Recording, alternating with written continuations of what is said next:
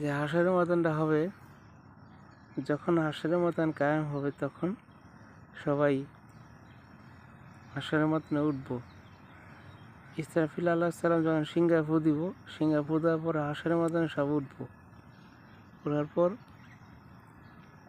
সবাই কইব ইয়ানফসি ইয়ানফসি ইয়ানফসি ইয়ানফসি, যা যা নফসনিয়া পাগল হয়ে যাওয়া আছে আর ছোটাছুটি করবো যে আল্লাহ তুমি তাড়াতাড়ি বিচারের কাজ শেষ করো, আর সহ্য হয় না, আর দেরি ভালো লাগে না, আর অস্থিরতা ভালো লাগে না, নবীরা পর্যন্ত ইয়ানফসি ইয়ানফসি করবো। কিন্তু একজন লোক সেজদায় পড়ে থাকবো। এটা আপনার আমার নবী জনাব মুহাম্মদ সাল্লাল্লাহু আলাইহি ওয়াসাল্লাম, যাকে সৃষ্টি না করলে আল্লাহ তাআলা কোনো কিছুই সৃষ্টি করতো না। তখন আল্লাহ তাআলার দরবারে আল্লাহ নবী সেজদায় পড়ে থাকবো। সেজদায় পড়ে থাকার পর সমস্ত মানুষ ছোটাছুটি করব আদম আলাইহিমুসসালাম থেকে ঈসা আলাইহিমুসসালাম পর্যন্ত। সবাই শাফায়াত চাওয়ার জন্য ছোটাছুটি করব। আদম আলাইহিস সালামকে যা বলবো, হে আদম, আপনি আমাদের আদিপিতা ছিলেন, আদিপিতা, আপনার মাধ্যমে আপনি জান্নাতি মানুষ ছিলেন, জান্নাতে আপনি বসবাস করছেন, মা হাওয়া আলাইহিস সালামকে সাথে নিয়ে দুনিয়াতে আসছেন। আল্লাহর নবী, আপনি আমাদেরকে শাফায়াত করেন, সুপারিশ করেন। আদম আলাইহিসসালাম বলবে, হে আমার সন্তানগণ, আমি পারবো না। এই কারণে পারবো না যে আল্লাহ তাআলা জান্নাতের ভিতরে আমাকে গন্ধম ফল খাইতে নিষেধ করছিল। আমি গন্ধম ফল খাইছি, শয়তানের চক্রান্তে বইরা হাওয়া আলাইহিস সালাম এর সাথে নিয়ে আমি গন্ধম ফল খাইছি। আল্লাহর নিষেধ আমি অমান্য করছি। আমি জানি না আল্লাহ তাআলা আমার মাফ করে কি না। আল্লাহ তাআলা আজ কঠিন হয়ে গেছে, আল্লাহ তাআলা আজকে কঠোর হয়ে গেছে।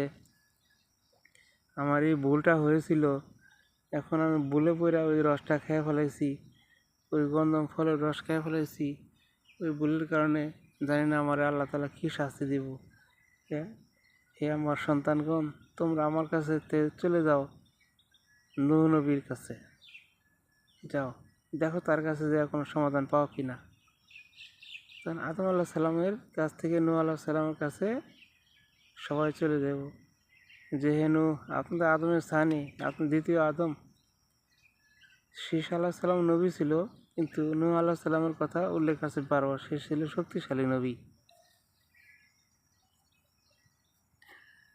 নূহ আলাইহিস সালামের কাছে যাওয়ার পরে নূহ আলাইহিস সালামের বলবো, হে হে মানব জাতিরা, হে আদম সন্তান, তোমাদের মতো আমিও আদম সন্তান, আদম আলাইহিস সালামের সন্তান। বংশীয় পিতা ছিল আদম আলাইহিস সালাম আমাদের। আদম আলাইহিস সালাম সন্তান তোমরাও, আমিও। যে আমিও কী করছি, কোনো একটা ভুল করছি, ভুলের কারণে আমিও অনেক শাস্তি পাইছি, বা আজকের এই সময় আমারও ভুল আছে। আমার এই ভুলের কারণে আল্লাহ তাআলা কী শাস্তি আমার দিব, আল্লাহ তাআলা আমার দোয়া মঞ্জুর করে কিনা আমি জানি না। আমার ভয় হইতেছে, আমি নিজেও নাফসি নাফসি করতেছি। তোমরা কী করো, যাও ইব্রাহিম আলাইহিসসালামের কাছে যাও। তিনি জাতির পিতা হিসাবে তাকে আল্লাহ তাআলা ঘোষণা করছে। তোমরা তার কাছে যাও, তার কাছে যায় তোমরা সুপারিশ চাও, দেখো আল্লাহ তাআলা তোমাদের জন্য তার কাছে কি ফয়সালা রাখছে, কি বিষয়ে। ইব্রাহিম আলাইহিস সালামের কাছে যাইব, ইব্রাহিম আলাইহিস সালাম বলবো, হে আমার সন্তানগণ, আমি তোমাদের জাতির পিতা আল্লাহ তাআলা বানাইছে, তোমরা আমার কাছে আসছো, আমি সুপারিশের যোগ্যতা রাখি না, তোমরা আমার কাছে আসছো, আমিও তো ভুল করছি। যে আমার বংশীয়ভাবে আমাকে বলা হয়েছিল যে ইয়ের কথা, ওই মেলা যাওয়ানোর কথা, আমি মেলা যাই নাই, আমি বলছিলাম ইন্নি সাকিম, মানে আমি অসুস্থ। ইব্রাহিম আলাহ সাল্লাম বলছিল যে আমি অসুস্থ। তা আসলে আমি সুস্থ ছিলাম, সুস্থ ছিলাম শারীরিক দিক দিয়া, মানসিক দিক দিয়ে ছিলাম অসুস্থ। কারণ এরা যে কর্মকাণ্ড করতেছে, এরা এরা যে কাজ করতেছে আল্লাহর হুকুম বাদ দিয়া শয়তানের হুকুম নিয়ে ব্যস্ত, শয়তানের ধোঁকা নিয়ে ব্যস্ত, সেটা দেখে আমি মানসিকভাবে ঠিক থাকতে পারি নাই। আমি সত্যি সত্যি অসুস্থ ওই সময় ছিলাম। কিন্তু এখন বর্তমানে এই যে ওই সময়ের যে অসুস্থতা, এই যে তাদেরকে আমি মিথ্যা কথা বলছি, জানি না এই কথাটা আমি এর এর কারণে আমি কতটুকু আল্লাহর কাছ থেকে মাপ পাই বা না পাই, কী হয় জানি না। আমি আমার খবর তো আল্লাহ তাআলা ভালোই জানে। মানসিক দিক থেকে আমি অসুস্থ হয়েছিলাম ওই সময়, কিন্তু তারা ভাবতেছে যে আমি অসুস্থ। আসলে অসুস্থতার মধ্যে দিয়ে ছিলাম, যে আল্লাহ তাআলা ইব্রাহিম আলাইহিস সালামকে মিথ্যা কথা বলা নয়, সত্যি কথাই বলা হয়েছে। আসলে সে অসুস্থ হয়েছিল মানসিক এই সমস্ত কর্মকাণ্ড দেখার পর। তাই ইব্রাহিম আলাইহিস সালাম বলবো যে আমি পারবো না, আমি নিজেই লজ্জিত। যে তোমরা কী করো, যাও মূসা আলাইহিস সালামের কাছে যাও। মূসা আলাইহিস সালাম একই কথা কইব। মূসা আলাইহিস সালাম বলবো যে আজকে তোমাদের জন্য আমি সুপারিশ করতে পারবো না, কারণ আমি বনী ইসরাঈলের কিপ্তিকে এক ঘুষাতে মেরে ফেলাইছিলাম। আল্লাহু আকবার। বনী ইসরাঈলের এক ব্যক্তিকে আমি, তারা দুইজন দুইজন একসাথে পরস্পরে যে কোনো একটা বিষয় নিয়ে তর্কাতর্কি মারামারি করতেছিল। তাদেরকে আমি আলাদা করার জন্য এক থাপড় মারছি, এক থাপড়ে একজন মরেই গেছে। আল্লাহু আকবার। কী শক্তি আল্লাহ তাআলা তখন তারা দিয়েছিল, যে এক থাপড়ে সে মারা গেছে। আমি তো অস্থির যে সেই বিচার যদি আল্লাহ তাআলা করে, যে আজকে আমি মুসার কী হবে, আমি তো তোমার জন্য সুপারিশ করব, আমাকে তো সব দোষ মুক্ত থাকতে হবে। তা আমি তো এই জায়গায় দোষী আছি, সেই জন্য আমি পারবো না। তোমরা যাও ঈসা আলাইহিস সালামের কাছে যাও। ঈসা আলাইহিস সালামের কাছে যাইব। ঈসা আলাইহিস সালাম ছিল বিনা বাপে দুনিয়াতে আসছে। মরিয়ম আলাইহিস সালামের গর্ভ থেকে সে বাপ ছাড়াই দুনিয়াতে আসছে। যে মরিয়ম আলাইহিস সালাম এর বিয়ে হয় নাই, আল্লাহর কুদরতে ঈসা আলাইহিস সালাম সে তার পেটে আসছে, সেভাবে আল্লাহ তাআলার হুকুমে দুনিয়াতে আসছে। সাধারণ মানুষ যেভাবে গর্ভধারণ করার পর সময় হলে যখন দুনিয়াতে আসে, তখন ঈসা আলাইহিস সালামও সেই সময় দুনিয়াতে আসছে। বিনা বাপে কোনো বাপ নাই, বাপ ছাড়া আল্লাহর কুদরতিভাবে ঈসা আলাইহিস সালাম তার মায়ের থেকে চলে আসছে দুনিয়াতে। তে ওই খ্রিস্টানরা, ইহুদিরা, তারা বলছিল যে আল্লাহর পুত্র, নাউজুবিল্লাহ, আল্লাহর কোনো সন্তান নেই, আল্লাহর বিবাহ করে নাই, আল্লাহ তাআলা বিবাহ শাদী করবেও না। আল্লাহ তাআলা কী করছে, এরা কুদরত দেখানোর জন্য ঈসা আলাইহিস সালামকে বাপ ছাড়াই দুনিয়াতে পাঠাইছে। বাপের প্রয়োজন হয় নাই, বাপ মা ছাড়া আদম আলাইহিস সালামকে পাঠাইছে, বাপ ছাড়া ঈসা আলাইহিস সালামকে পাঠাইছে। কী জন্য? মানুষকে বোঝানোর জন্য। আল্লাহ তাআলা সব পারে, এটাই।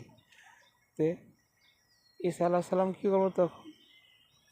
বলবো যে আমি এদিক দিয়ে দোষী, ইহুদিরা আমাকে আমার নামে বদনাম ধরে উঠাইছে, আমি ওদিক দিয়া বর্তমানে আমি ওদিক দিয়া পিছায় আছি, আমি নিজেই তো ওই ক্ষমার যোগ্য আল্লাহর কাছ থেকে মনে করতেছি না।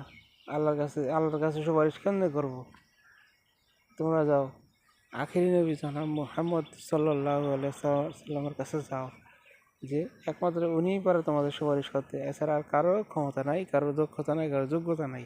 কারণ তিনি নিষ্পাপ, তার কোনো দোষ কেউ দিতে পারবো না, তার কোনো ত্রুটি নেই। আল্লাহ তাআলা তার দোষ মুক্ত, ত্রুটি মুক্ত করে দুনিয়াতে পাঠাইছে। একমাত্র সুপারিশের ক্ষমতা সেই রাখে। সুবহানাল্লাহ। তখন আল্লাহ নবীর কাছে সবাই চলে যাব। আল্লাহ নবী বলবো, হ্যাঁ, আজকের সুপারিশের দায়িত্ব শুধু আমার, আর কারণ না। আল্লাহ তাআলা আমাকে এই ক্ষমতা আমারই দিছে। তে সুপারিশ আল্লাহ নবী করবো কাদেরকে? যারা দুনিয়াতে আল্লাহর হুকুম মানছে, আল্লাহ নবী সাল্লাল্লাহু আলাইহি সাল্লামের তরিকায় চলছে। তো বিষয় হলো, যারা আল্লাহর হুকুম মানছে, আল্লাহ নবী সাল্লাল্লাহু আলাইহি সাল্লামের তরিকায় চলছে, তারা অবশ্যই জান্নাতে যাবে। আল্লাহ নবী যাদেরকে সুপারিশ করব তারাই জান্নাতে যেতে পারবে, আর কেউ পারবে না। তে ভাইরা বোনেরা এবং ফেসবুক ভিউয়ার্স, যারা আমার এই ভিডিও লম্বা হয়ে যাচ্ছে অনেক, আমি তো ইসলামী আলোচনা করলে লম্বাই হয়, ধৈর্য সহকারে দেখবেন। যে এখন আপনারাই বলেন, সেই হুকুম সেই কাজটাকে দুনিয়াতে করা আমাদের উচিত হবে? যেভাবে আমরা ক্ষমা পাবো অবশ্যই উচিত হবে, কারণ সেই কাজটা করলে আমরা নাজাত থেকে জাহান্নামের আজাদ থেকে নাজাত পাবো এবং আল্লাহর হুকুম মানতে পারবো, জান্নাতে চলে পারবো, জান্নাতে যেতে পারবো। জান্নাত স্বাগতম জানে আমাদেরকে ডাকবে যদি আমরা ওইভাবে চলতে পারি। তা আমরা সবাই চাই আমরা যেন জান্নাতে সবাই একত্রে হয়ে থাকতে পারি। আর সবাই জান্নাতি দুনিয়াতে হওয়ার জন্য সবাইকে আল্লাহর হুকুম মানতে হবে, নবী পাক সাল্লাল্লাহু আলাইহি সাল্লামের তরিকা আমাদের সবাইকে চলতে হবে। তে এটাই, যেহেতু অনেক সময় হয়ে গেছে, আর কি বলবো আপনাদেরকে, আপনারা নিশ্চয়ই বোঝেন যে ইমানের কি দাম, নেকির কি দাম। তখনও নেকির প্রয়োজন হবে, নেকি মূল্যবান। একটা নেকির জন্য ছোটাছুটি করতে হবে। আবার আল্লাহ যদি চায় তো নেকি ছাড়াই আল্লাহ তাআলা আল্লাহ নিজের কুদরতের আর রহমত দ্বারা ক্ষমা করতে পারে। তাই ওই আশা আমরা নাই বা করি, আল্লাহ যখন নিজের কুদরত দ্বারা মাফ ক্ষমা করব, সেই বিষয় হলো আল্লাহর এক্সট্রা ব্যবস্থা। কিন্তু তারপর নেকির কাজ করতে হবে। তাই আমরা সবাই আল্লাহ তাআলার কাছে ক্ষমা চাই। আল্লাহ যেন আমাদের সবাইকে মাফ করে। ওমা তৌফিক ইল্লা বিল্লাহ। আসসালামু আলাইকুম ওয়া রাহমাতুল্লাহি ওয়া বারাকাতুহু। পরবর্তী ভিডিওতে ইনশাআল্লাহ ইসলামী আলোচনা নিয়ে আসবো। আমার ভিডিওটি যাদের ভালো লাগবে তারা সবাই লাইক দিবেন, শেয়ার করবেন, ফলো করবেন, কমেন্টে আপনাদের মতামত জানাবেন এবং ইউটিউবে আপনারা সবাই সাবস্ক্রাইব করবেন, লাইক দিবেন, শেয়ার করবেন। ধন্যবাদ সবাইকে।